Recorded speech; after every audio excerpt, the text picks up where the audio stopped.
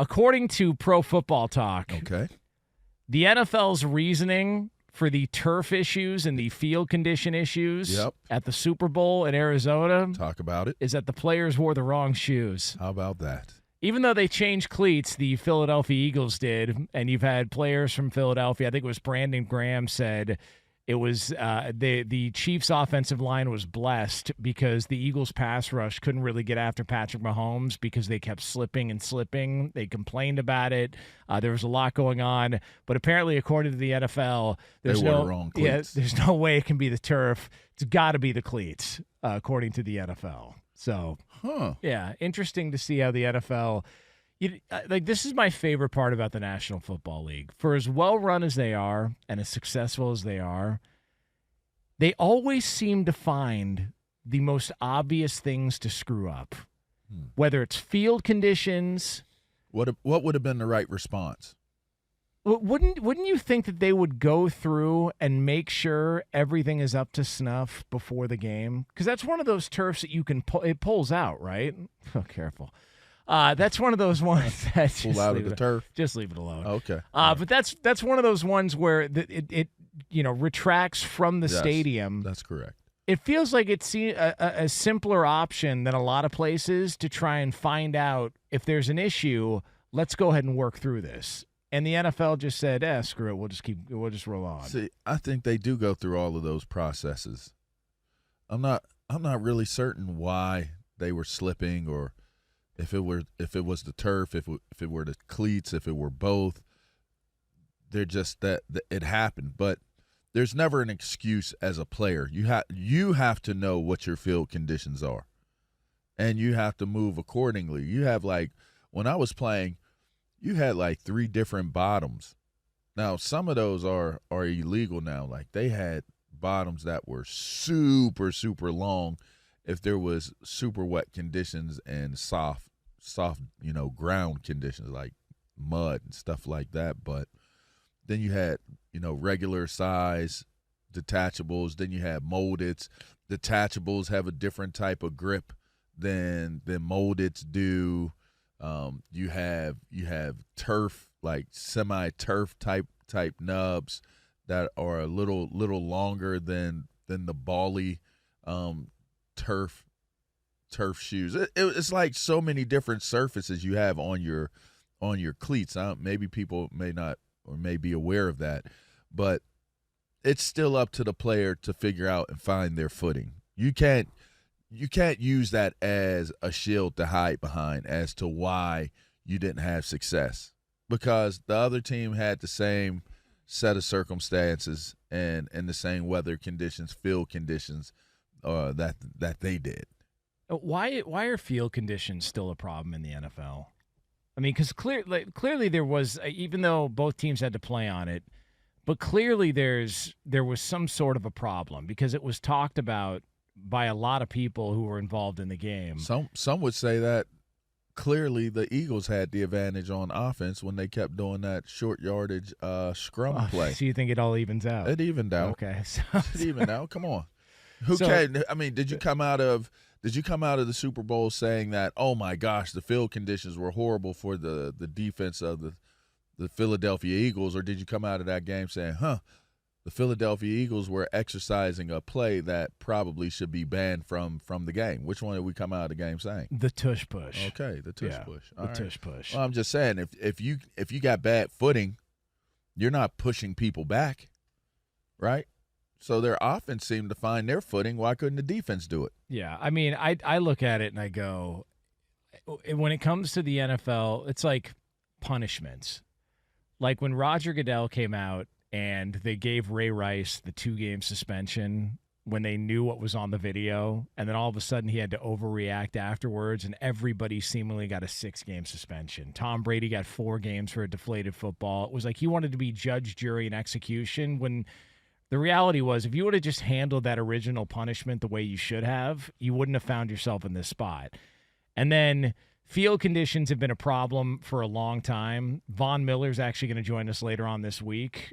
He's going to come on the show because he's also, your friends at Pennington. Mm-hmm. They're doing a lot of that stuff. He's somebody who has been outspoken about the field conditions. We've heard from Julian Edelman. Officiating, it seems pretty obvious there's some issues with officiating, yet for some reason, still part-time, still not ready to fix some of the review process, still not ready to go through all of that. Gambling, clearly an issue with gambling, the way it was laid out by the NFL. Some people weren't aware of what they could do and what they couldn't do, what the restrictions were. It just seems like there's these little things that would be easy fixes or that everybody would be on the same page for, and yet the NFL still struggles with it. And I get from a financial standpoint that, yeah, it's easier for stadiums and for owners to, throw on concerts and a bunch of other events at these venues if they're not having to change out the turf. But damn, man, when everybody universally says we need natural grass, we need to get away from this stuff from an injury standpoint, from a quality of play standpoint, and the NFL is still like, yeah, but we're not ready yet. I don't understand what the problem is. I don't either. I think that you look at the ever-changing environment and the climate of the sport. You see so many things being done for safety purposes and safety reasons. It just makes you wonder that you see how much money they invest in the facilities. I mean, I was just back on campus not too long ago in State College. I mean, there is always construction going on surrounding what takes place with football programs. And I went out on Beaver Stadium, the grass, and it was like under, repair. Like, and it's natural grass. So I don't know why it would be such a big deal to go back to natural grass, other than knowing that they feel like it's more feasible, more sensible because of the other events that, see, to me, that's what I kept hearing is that it's hard to maintain a grass field when you have other events taking place. Right. When you have monster truck events taking place, concerts taking place. Heinz Field now, Acrisure, Acupuncture, whatever it's called. How many high school games they got later in the year? They play a ton. They play a ton of WPIAL championship games there. It's like all day, and they rip the field up. And then you have, the Panthers. Pitt Panthers play on there too. They share the field with the Steelers. So you're talking about some of these fields are getting banged up, and you're trying to figure out what's the best solution to it. Do you do away with the other events that you're doing on the surface? Like, what do you do? Because you can only do so much to keep grass and soil, the ground, in good condition. I mean, you talk about a place like Michigan that's so far under elevation. What is that? Ocean elevation? Yeah. What is that called? Sea level. Sea level. There we go. Their field, when it was grass, great condition. You were just as much in danger on a grass field down in there as you were on any other surface. I mean, you were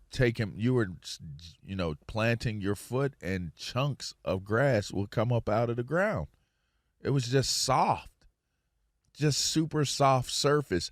So there are drawbacks to things that are connected to natural grass as well. But you would still think that they would work much more diligently, and maybe they are behind the scenes. I don't know, but you would think that something like knowing that these knee injuries or these ankle injuries or toe injuries are possibly higher because of the artificial turf, or maybe even the concussions may be higher because of the artificial turf, then you would think that they want to protect their commodities as much as possible. So I don't think that they would be crazy resistant to it. I just think that they're probably, if you're being reasonable about it, they're probably trying to figure out what's the most feasible way to go with the playing surfaces. So I look at it and go, there's a difference between a purchase and an investment. And if you've got a business, there are certain things that, yes, they're expensive, but it's worth the purchase because it's really an investment, because it's going to pay off down the road. So whatever, if you do construction, look, man, you want to make sure you've got the best tools possible. If you're a landscaper, you want to make sure that your truck is lined up and taken care of. You want to make sure, like, all of that stuff matters because you need that stuff in order to perform at an optimal level. And it's like the NFL looks at field conditions and goes, yeah, but as long as we can get this stuff on TV, who cares what it looks like? I don't think that's a fair depiction. I don't see that as being a fair depiction. I really do think that they try to give the best, like they try to give the best everything. Like they try to give you the best facilities. Sometimes. Even in Washington? Sometimes. They're constantly upgrading. They are constantly upgrading, and they build new facilities, and they're constantly trying to make their product better, even in Washington. And so it's just one. I just think it's one of those things. Again, it's just like what I said. I really believe that the owners of these franchises and the decision makers for these franchises certainly want their players to be in the best of condition and the best of health playing these games, coming in and out of these years. I mean, answer me this. Does it make sense for a franchise to pay the amount of money that they pay to these players and you're just okay with them ripping their knee out and being done and they're only 1 year, 2 years into their contract? I mean, if that happens to you enough with your higher paid players, then you're screwed. And I don't think that they would do that.